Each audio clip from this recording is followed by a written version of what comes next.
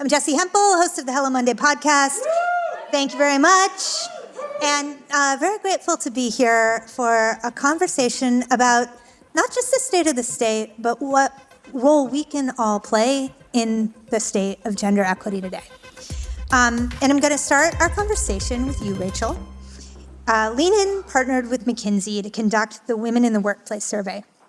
We just heard it mentioned, and I would love you to just set the stage for this conversation. So let me set the stage on the report first. Hopefully many of you are already familiar with it, but this was our 10th annual. And over the last 10 years, we've collected data from over 1,000 companies and surveyed over 480,000 employees. So this is a big data set. And the good news is we have seen progress for women at every level, and that matters, and particularly in senior leadership. This year, 29% of C-suite leaders are women. Back in 2015, when we started the report, that was 17%. But when you get underneath that data, it is much more fragile than it appears on the face of it. So I'll just give you one example. Most of that progress at the C-suite was driven by companies on average adding one staff role and putting a woman in it. And then the other thing we see so clearly in the data is that early career women are by and large being looked over too often. So women make up 59% of college degrees. Only 47% of entry-level hires are women. And then at that first critical step up to manager, that first promotion, we see what we call the broken rung. So for every 100 men promoted, only 81 women were promoted last year, and those numbers have hardly budged since 2018. They're stuck. And it's worse for Black women and worse for Latinas. They're actually losing ground at that first critical step up. So this is a moment in time when we're seeing some progress, but we really need to keep our foot on the gas. And the final thing I would say, lots of findings. I hope you go find the report and read it. The final thing is this year, for the first time in years, company commitment to gender and racial diversity is declining.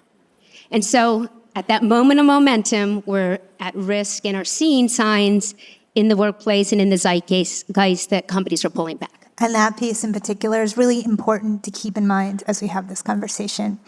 You know, Maxine, you are the one person sitting on this stage actually working in this field in industry right now at Meta. What does the world look like where you are? Okay. Small question. Yeah.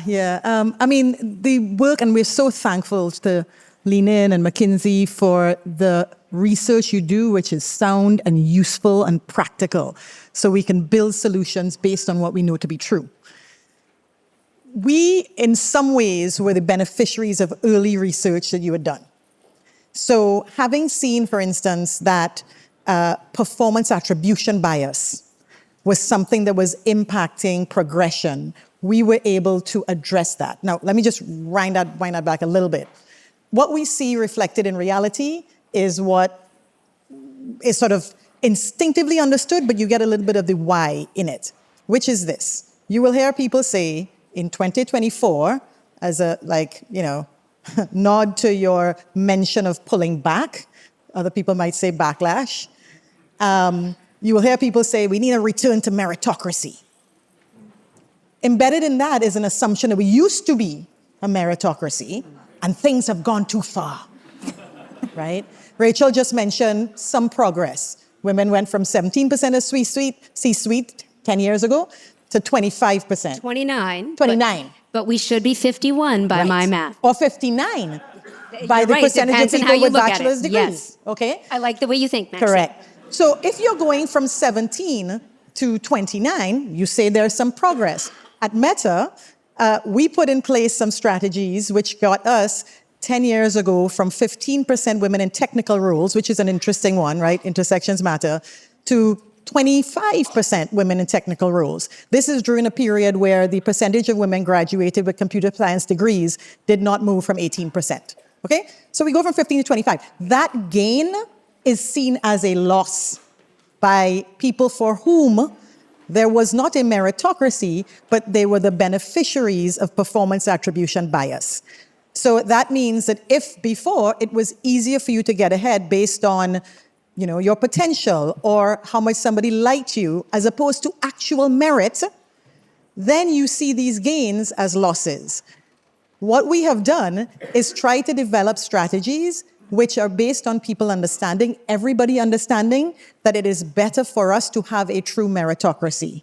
And that means to address bias in the systems that were giving people by generosity advantages that actually weren't deserved. So if we consider the strategies in that context, where there's something in it for everyone to have the best talent, building the best products, people are more likely to engage, to sign on, and to want it to happen. I mean, you make decisions day in and day out based on data, and then you use data to solve the problems you see. There is no single greater evidence that there is bias in the system that is holding back women's progression than the broken rung. This is big data showing year over year that women are less likely to get that first critical promotion. They're right out of university, their resume is short, and they are somehow less likely to get it. So you either have to believe that men are fundamentally more talented than women, or you need to believe that there is performance and performance attribution bias in the system. So this is the big data on there's bias in the system, and the good news is we can fix it. We just need to focus on the data and do what Facebook did and Meta did and really focus on the solutions. Yeah, well, Reshma, I want to bring you into this conversation now. You have done so many things, but the first time I became familiar with your work was around Girls Who Code. I think many people here are familiar with Girls Who Code. And I am very curious if you believe that there is, in fact, a DEI backlash. Yeah, both of you are so much more hopeful than I feel about this right now. Depends on when you talk to us. Yeah, I mean, I'll be honest. I have been enormously saddened by what I've seen the past year and feel like as I spent over a decade of my life building that pipeline of talent, I just feel like I understand now the sisters and the women whose shoulders we've stood on since the 1900s about how progress is dismantled. I understand it. I see it. And it's so sad to me that the attack on progress is happening here in Silicon Valley, the place that's supposed to believe in a meritocracy, not this room, but here. And to me, there's no better example. Did you want to say something? Well, I just want you to dig in for any of us who aren't working every day as closely as you are to a lot of these issues. Yeah. Like when you say the progress is being dismantled, what are you talking about? Exactly. So for example, I was just on a panel with the dean of engineering Stanford. She said in 2010, if you looked at the CS graduating class, it was about between 18 and 19% women. Today, it is around 35 to 37% women. So it's extraordinary. And I see this at every single computer science and engineering school. Those are my girls. We taught 650,000 girls to code in America over the last 10 years. And guess what? We did it through DE&I programs, or such people would call them, right? It was companies like Facebook, companies like Meta, companies like Google, right? That had basically, I raised $100 million over the past 10 years to build the pipeline of talent. It's finally happening. We have finally built that talent. But now, over the past year, all of these programs are being dismantled. Every single program that was started at the same time of Girls Who Code has been shut down. Women Who Code, everyone's either shut down or having an enormous funding problem. See, I saw this a couple of years ago. So every time I would raise a little money, I would bank some of it in a bank account. Not for me, but for the organization. And I knew this moment was going to come. So because of that foresight, and unfortunately because of the inevitability of how progress works, Girls Who Code is in a very different circumstance. So we now can teach, 50,000 girls, 60,000 girls a year and continue to build that pipeline.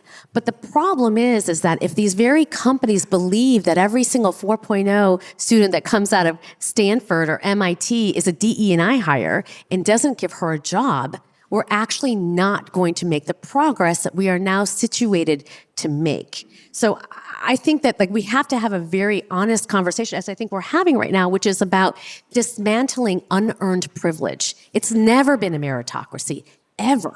And the reality is 75% of high school valedictorians are girls. The vast majority of getting their bachelor's degrees are women. So you have to rationalize why the most educated population of talent doesn't seem to get a job. You get the clap for that, right? you are very clear that you are seeing what you perceive to be a DE&I backlash. There are And I want to be very clear. I think there are some people who are afraid to compete with women. It's absolutely about competition. Let's be honest. Like, let's Absolutely just be about honest. competition. It's not, no one's sneaking in the door. One of the statistics in the study, which I thought was most telling, was about where young men are. So young men are 2 times as likely now as they were 6 or 7 years ago to believe that their gender is holding them back from getting an opportunity, a raise, a chance. Young men. Older men overestimate the progress that has been made, and they're like, everything's good for women now, right? But the fact that young men... This is such a powerful point. Yes. It is, and it is about competition. Yes. And by the way, those numbers, and it's not just Lenin who's done work on this. Like, I've seen work in the European Union across 27 countries, finding the same findings. And it is more acute among young men who are unemployed or young men in lower socioeconomic brackets. And look, and I want to give some, there's some truth to that. The status of men in this country has shifted. If you are a manager at Walmart, or what are you talking about? There's no women. My boss is a woman. But when you are working at Meta or somewhere else, it looks different. So it's like we have to approach this in a very different way than we've been. Can I just back up and ask, does this need to be binary? And I'm gonna put you on the spot and ask you, do men have to do worse for women to get what they need out of the world? Like, is this the right framework for this conversation? The right framework is all ships rise. I mean, and the data on diversity is super clear. And if you don't, like, go back and look, happier employees, more innovation, better business results. But senior level men do show up as having a notably rosy view of what's happening in the workplace, both the progress that women have made, the representation of women in leadership, and also how good and effective DE&I efforts have been. So I think that's because their view of the workplace is different, their perch in the workplace is different, but why that matters so much is in a moment when there is a backlash on DE&I, which means it's a backlash on fighting bias and fighting equity, which is just, heartbreaking. We need our senior level men who still often are in organizations driving what's the highest priority, and they're the ones that need to walk the walk and talk the talk. We need them to be with us, and that means we need them to see the workplace clearly. They need to be clear-eyed. And just to be clear, it's not that men need to do worse for women to do better at all. It's not a zero-sum game. It is that we have opened up space for more people to compete. Women now have a chance to get from 17 to 29% because we are moving more towards a meritocracy where you can look at a broader range of competition and select the best, and they can perform. Because the fact is that, let's just level set here. White men are the only group who increase in representation. You are so good with our data. It is amazing. I read. Yeah, no, I know. Read it. It's like you guys knew each other before you were on the couch. As you move from entry level to C-suite, white men are the only group that increases in representation. 33% in entry level, more than 50% in C-suite. So it's not like things have really failed for men now. Conversely, we just have to get, it's a combination of let us all agree on what the reality is, and then we can deal with the perceptions and the fear and the anxiety about my shifting place, etc. Men still dominate, and white men more so. If you look at white women go from 29% of entry-level roles to 22% of C-suite. There's a drop-off there. But, for women of color, you start at only 17% of entry-level jobs, and then guess how many at C-suite? 7%. Okay, so the reality is, certainly white men are still doing really well and dominating. There is more competition, so yes, now they're going to see 3 women in a space. It's like, we are right now in this moment sitting where there is a record number of Black CEOs of Fortune 500 companies. We should be thrilled about that, a record number. You know what that number is? 500 companies, 8. It's never been higher. But those are 8 positions that were probably held by white men before. So their perception is, things are getting so much worse for me. And among those 8, how many are women? 2. Right. So if we all agree on the reality, if we all believe, as many in this industry, competition is great. Yeah. Because you get the best talent. We can invest then in the things that allow us to truly reward merit and not performance attribution bias. So we get the best talent, and it may mean that there is a shift, but it's not because men are doing worse. I so wholeheartedly appreciate everything that you just laid out there. And now I'm going to take us in a really different direction because we have Reshma here. And Reshma, your current work, the place where most of your energy is actually looking at an issue that is adjacent to the issue. And to be clear, adjacent to, not the same as the issue we're talking about. Tell us a little bit about Moms First. Yeah, so, I stepped off as a CEO of Girls Who Code because I realized I could teach millions of girls to code, but if I didn't help their mothers, I hadn't solved anything. And, during the pandemic, I had my second child. I was homeschooling my 5-year-old. I had to rebuild Girls Who Code from scratch because the first resources to go are those to women and girls. And, half the girls we teach at Girls Who Code are under the poverty line. And so many of their mothers were essential workers. But because daycare centers were shut down and schools were closed, my students, instead of going to college, had to stay home and take care of their siblings. And you saw how this generational cycle of poverty happens, especially for girls of color. So what do I mean when we live in a broken structure of care? We are the only industrialized nation that doesn't have paid leave. Second, we are the wealthiest nation that puts the least amount of money into childcare. 40% of parents are in debt because of childcare. So oftentimes in a family, when you're paying 40% of your income more than your mortgage, to pay for childcare, guess who's downshifting their careers in order to pay the bills? It's us. And that's exacerbated by the fact that we have a motherhood penalty.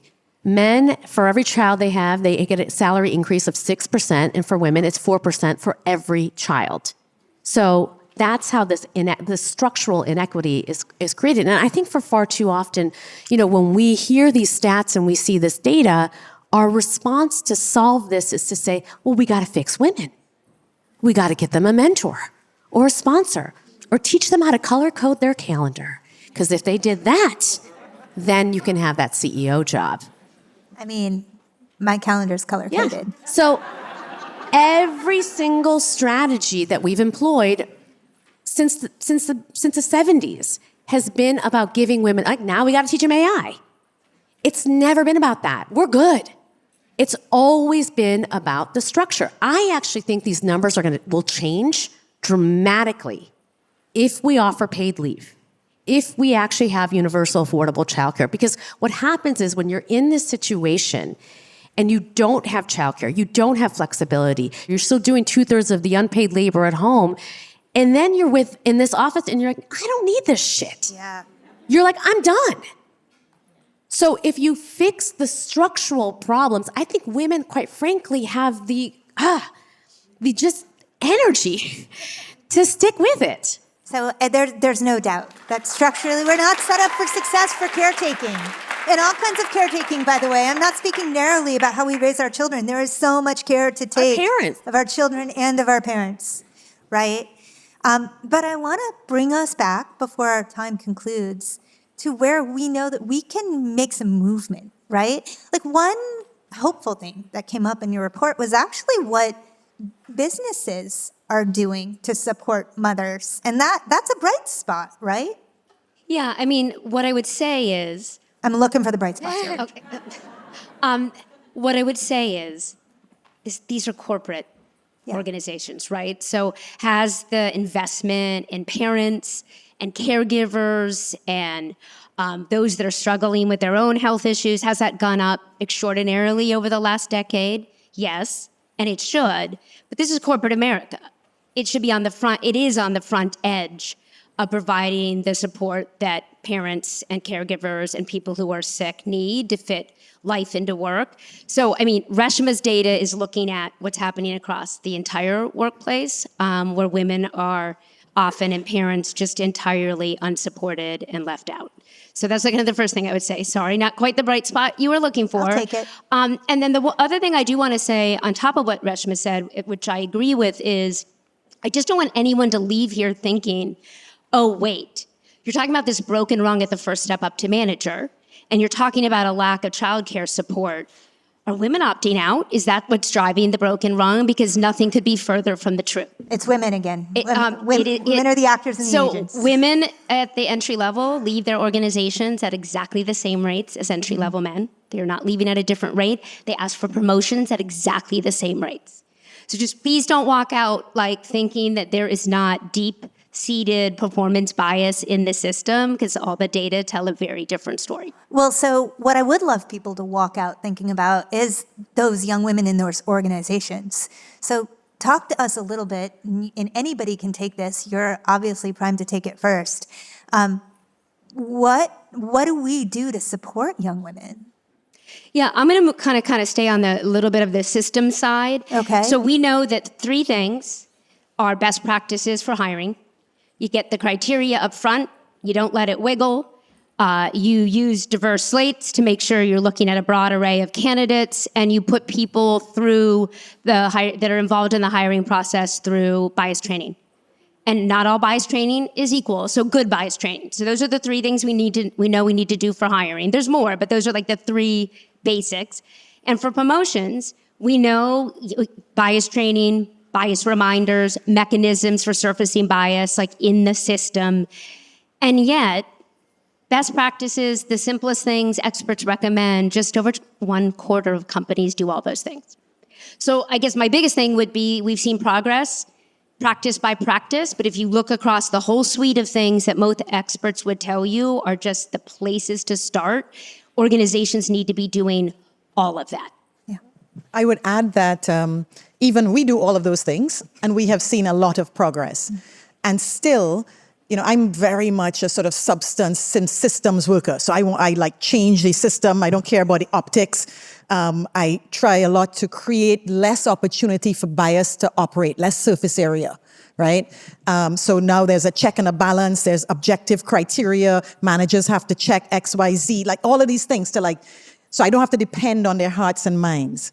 And yet, in this moment of what we're calling backlash, and I just want to stick a pin. Yeah. The reason why I sound a little bit more hopeful is because I also believe the data I've seen that actually people in the GP, in the general population, haven't heard about this backlash. Yeah. And that's really it's worth just important. remembering Like that the conversation is open. And we're deep in it, and we're really focused on it. It's not going in the right direction. That is true.